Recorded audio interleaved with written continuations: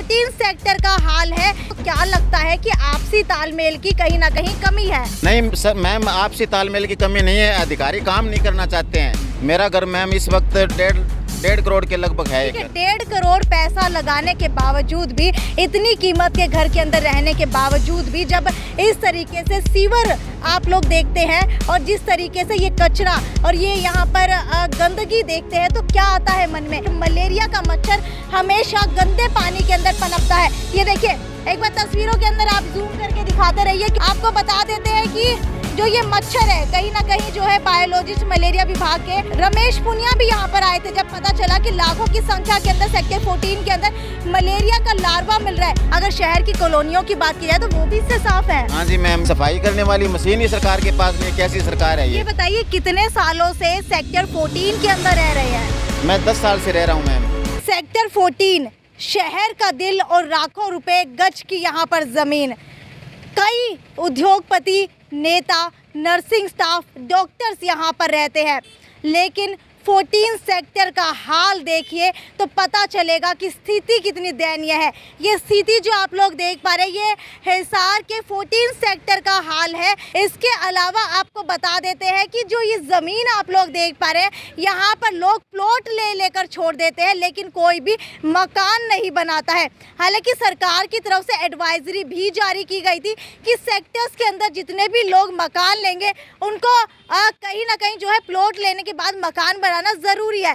लेकिन 2 दिन भारी बरसात क्या हुई, हिसार के 14 सेक्टर का हाल कुछ इस तरीके का हो चुका है कि सिविल अस्पताल के डॉक्टर्स को भी यहाँ पर आना पड़ा है, क्योंकि बीमारी एक तो कोरोना थी, लेकिन उसके बाद दूसरी महामारी भी अब पनपने लगी है। और वो दूसरी महामारी कौन सी है? वो दूसरी महामारी है डेंगू और मलेरिया की। जी हाँ, मलेरिया के मच्छर जो है हिसार के सेक्टर 14 के अंदर सबसे ज़्यादा पनप रहे हैं।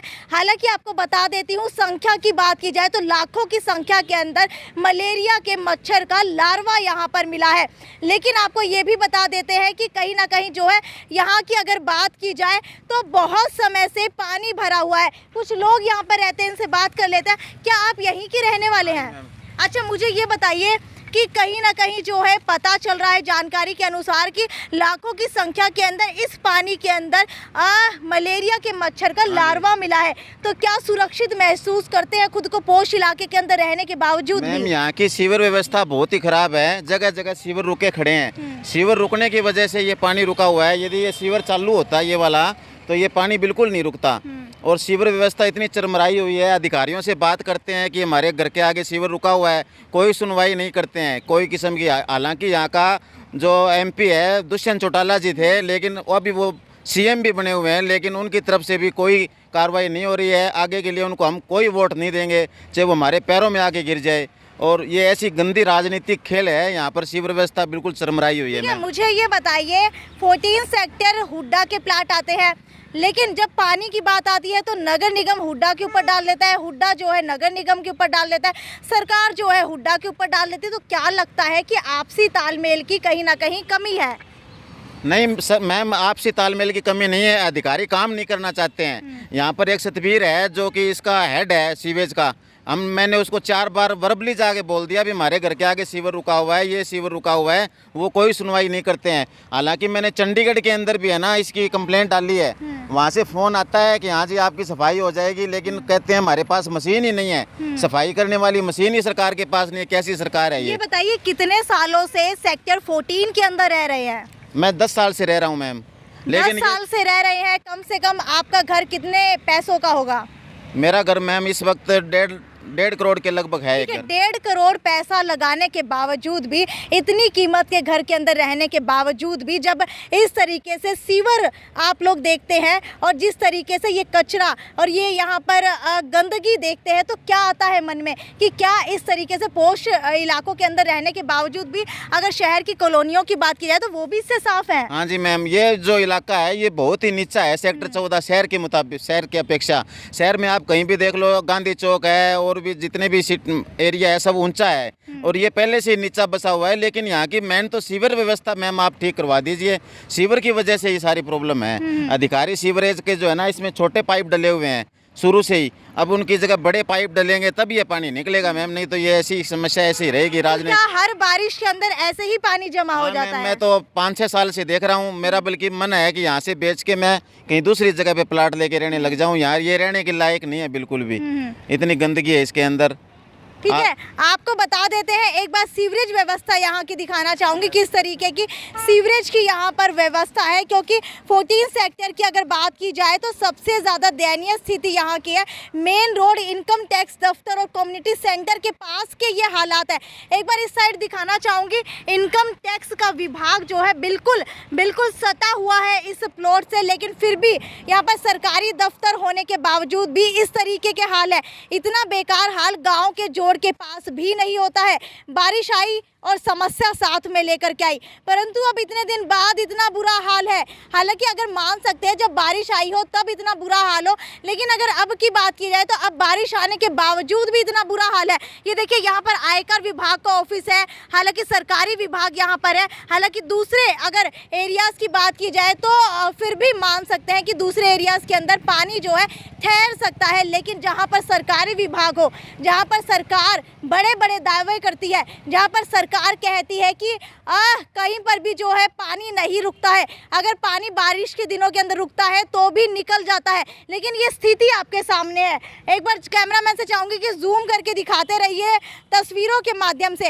ये आपको बता देते हैं कि सेक्टर 14 की एक ग्रीन बेल्ट आप जाकर देखेंगे तो आपको पता चलेगा कि जंगल बन रखा है और ग्रीन बेल्ट के नाम पर कूड़ादान किया जाता है। ऐसे हो गए हैं हमारे हिसार के सेक्टर, और नगर निगम और प्रशासन का इसमें दोष तो है ही नहीं, क्योंकि कोई मानता ही नहीं है, और साथ साथ स्थानीय लोग भी जो है जागरूक नहीं है, क्योंकि वो भी कहीं ना कहीं आवाज़ नहीं उठाते हैं, सोचते हैं घर के अंदर ही रह करके कि हमें क्या करना है। इसके अलावा आगे की स्थिति आपको दिखाना चाहूँगी। आगे एक बार ले जा करके आपको दिखाते हैं कि स्थिति जो है यहाँ की कैसी हो चुकी है। ये देखिए, ये सीवर का हाल है। यहाँ का सीवर की मेन समस्या, वो भी हिसार के पोश इलाके 14 सेक्टर जैसी जगह के ऊपर। और सीवर की अगर बात की जाए तो सीवर जो है टूटा हुआ यहाँ पर नज़र आ रहा है। और अगर यहाँ पर इसकी ग्रीन बेल्ट की बात की जाए, पेड़ पौधे लगा करके इसके अंदर रखा गया था, लेकिन सीवरेज का इस कदर हाल हो चुका है कि ये भी इसके अंदर जा गिरा है। हालांकि एक बार यहाँ अंदर की तस्वीरें दिखाना चाहूँगी। ये देखिए, सीवरेज जो है, पहले तो आपको बता देते कि पानी की निकासी यहाँ पर नहीं होती, और दूसरी वजह आपको बता देते कि सीवर जो है यहाँ पर टूट चुका है। इसके अलावा आगे भी आपको तस्वीरें ले जा करके दिखाना चाहूँगी। और अगर मच्छरों की बात की जाए तो एक बार जूम करके दिखाइए।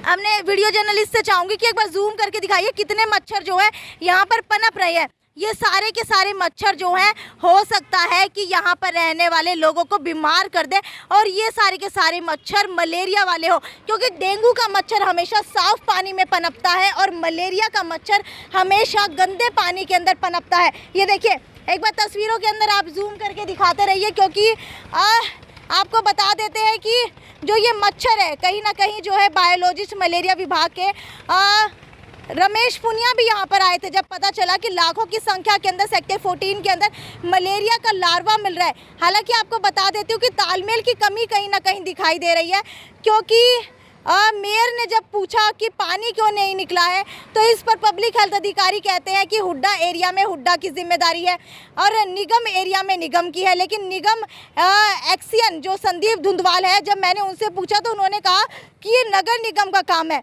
यानी कि दोनों विभागों के अधिकारी मना करते रहते हैं, और लगता है कहीं ना कहीं जो है सेक्टरों के खाली प्लॉटों में पानी भरने के पीछे जो है इन दोनों निगम और कहीं ना कहीं हुड्डा के विभागों की गलती बताई जा रही है।